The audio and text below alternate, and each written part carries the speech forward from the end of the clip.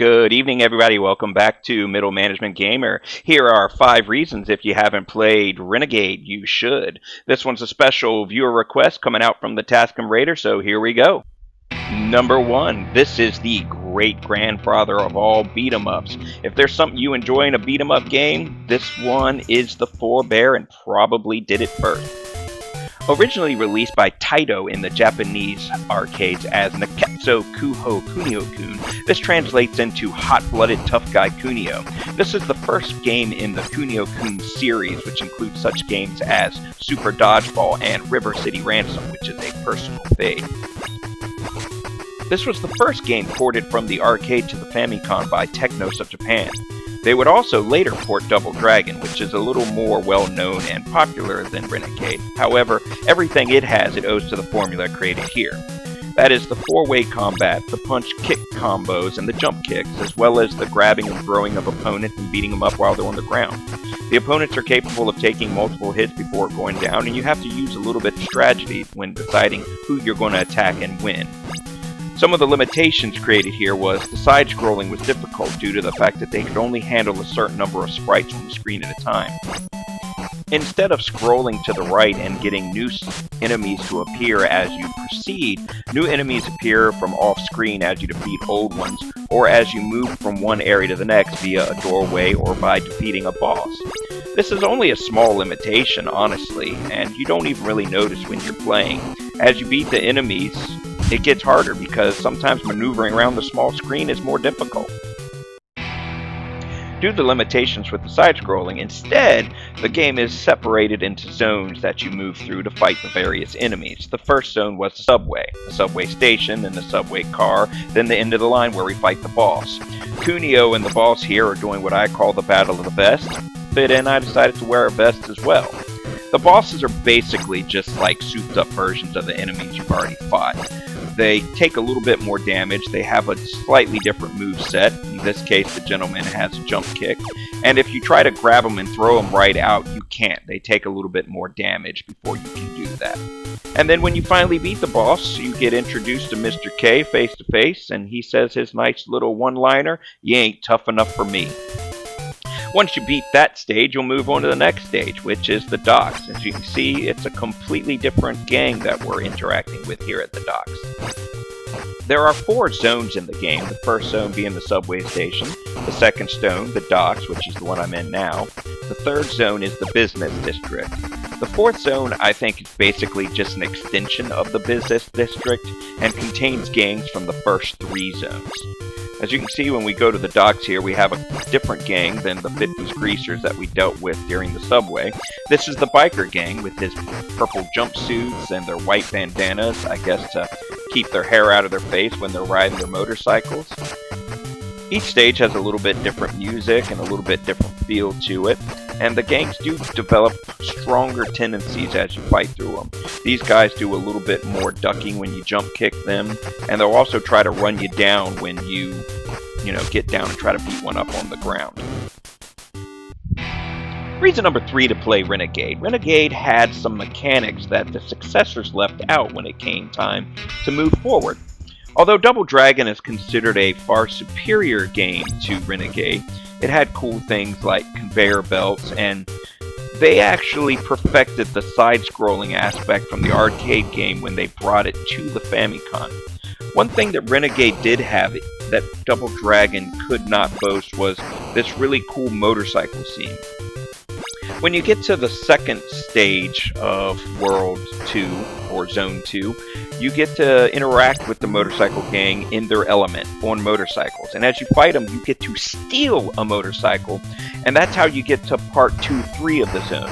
You have to race your motorcycle along the road to get to the boss, and while you're trying to get there, the motorcycle gang actually tries to intercept you and stop you on the road. It's kind of like a high-speed chase pursuit thing you got going on here, whereas you can try to run your motorcycle into the other motorcycle gangs, and you can kick left or kick right as you go by, and you try to knock them off your bike. As you can see, I just picked up the turbo upgrade, whereas I kick it in, my bike gets a little invincible and I move extra fast as I go through. I can just run through the other enemies. There's other power-ups that you can get in this game, such as the P or the heart.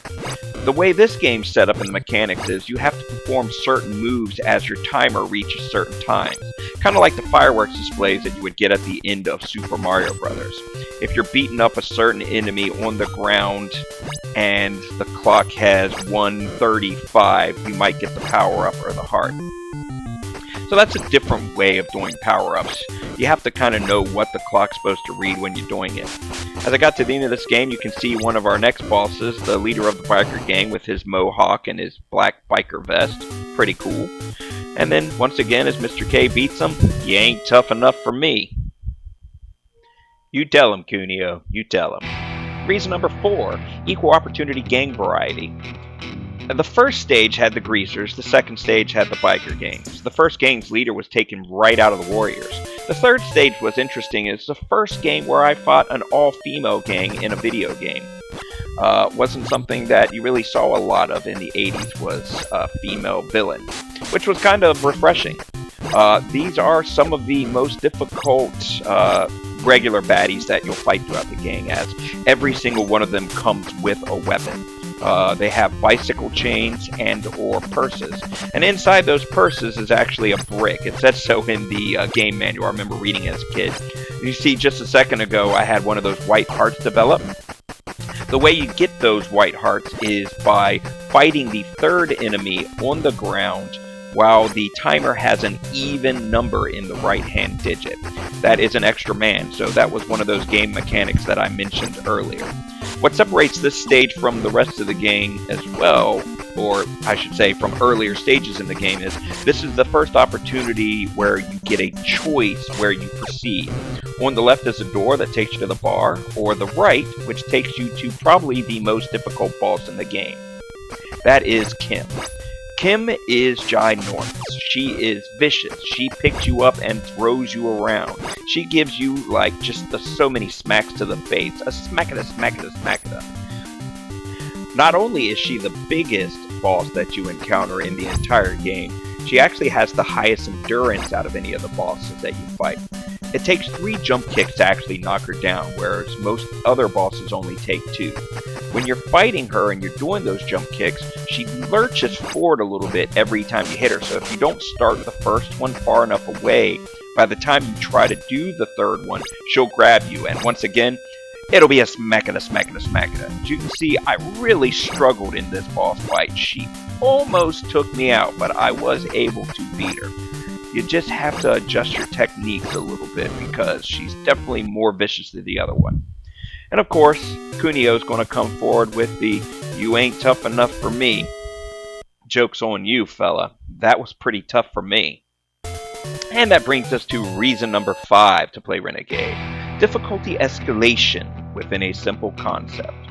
Now, as I stated earlier, this was the first arcade game that was ported to the Famicom by Technos of Japan.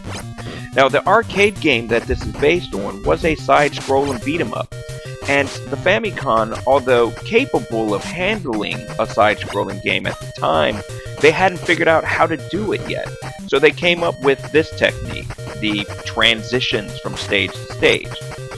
One of the ways that they made this game more fun and more difficult was they used this transition. They used the limitations that they were dealing with to their benefit. As you play through this part of the game, you beat up the enemies that are given to you, and you're given several different choices. Each one of the game transitions gives you a different doorway you can move through. Sometimes there's 2 doors, sometimes there's 3 doors. And as you move through each of the doors, you get a different set of gang members, and they're regurgitations of the gang members from earlier in the game. However, this is actually a maze. Depending on which door you choose, you may move forward, or you may move backwards. The door might actually take you all the way back to the beginning of the game. I don't know if you noticed that little flurry fluff there at the bottom corner. That was my cat Brownie. She's joining us for this video. Say hi, Brownie!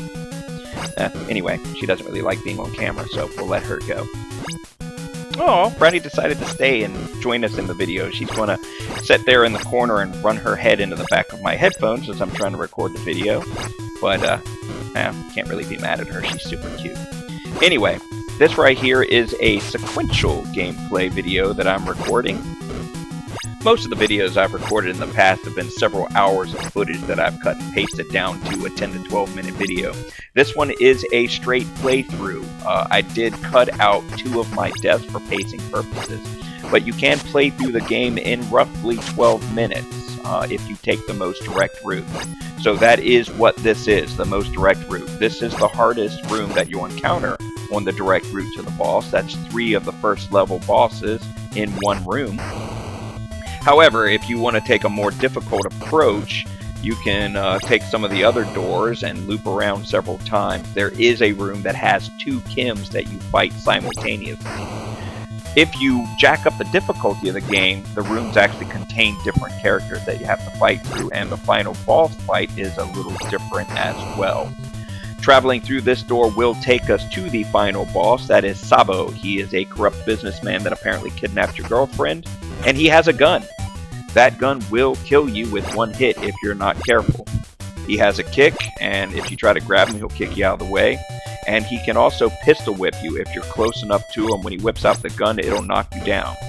While you're on the ground, if the shadow of the bullet passes through your character, it will kill you. Luckily, I did not have that happen to me. If you crank up the difficulty of the game, you actually fight this guy 3 times in a row. I think at one point you actually fight 2 of them at once, but I've never actually cranked the difficulty up that high.